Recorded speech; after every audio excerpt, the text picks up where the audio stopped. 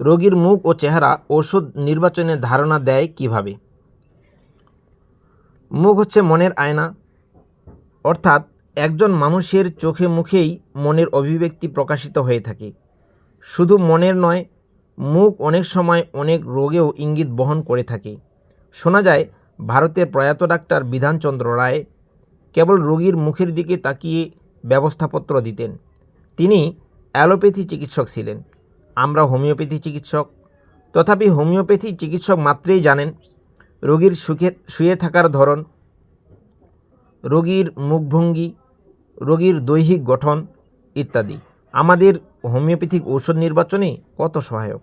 যেমন ধরুন, রোগী কুকুরকুণ্ডলী হয়ে শুয়ে থাকে ব্যাপটিসিয়া, রোগী উপর হয়ে শুয়ে থাকে সিনা, বেলেডোনা, কোলোসিন, রোগীর মাথার নিচে 2টা বালিশ দিয়ে শুয়ে থাকে আর্সেনিকাম অ্যালবাম, কেলিনাইট, রোগী হাঁটু ও হাতের ভরে সেজদার ভঙ্গিতে শুয়ে থাকে মেডোরিনাম, রোগী বাম কাতে চেপে শুতে পারে না ফসফরাস, সালফার, রোগী ডান কাতে চেপে শুতে পারে না মার্কুরিয়াস সল, স্টারনাম মেটালিকাম, পায়ে পা পেঁচিয়ে শুয়ে থাকে বেলেডোনা, রোডোডেনড্রন, রোগী খুব লম্বা calcarea phos, magnesia phos, phosphorus,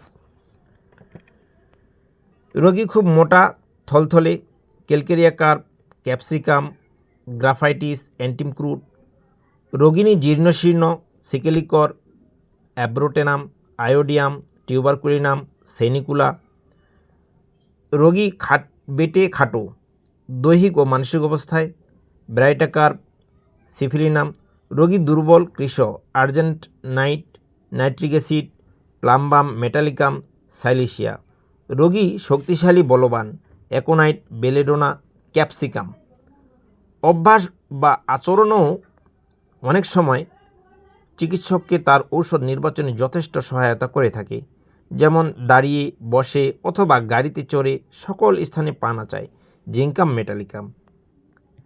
2 হাতের এবং পায়ের আঙ্গুল অনবরত নাড়ে ক্যালিব্রোম, বাম হাত ও পা অনবরত নাড়ে অ্যাপোসাইনাম, হেলিবোরাস, ব্রায়োনিয়া, সর্বদা জননেন্দ্রিয়ে হাত দেয় স্ট্রেমোনিয়াম, কথা বলতে বলতে বারবার নাকে হাত দেয় মেডোরিনাম, অবিরত গলা খাকারি দেয় অ্যারাম, ড্র্যাকনশিয়াম, মেয়েদের পুরুষালী আচরণ প্লাটিনাম, মেটালিকাম, গ্রাটিওলা, পুরুষদের মেয়েলি আচরণ অরাম, মেটালিকাম। ধন্যবাদ।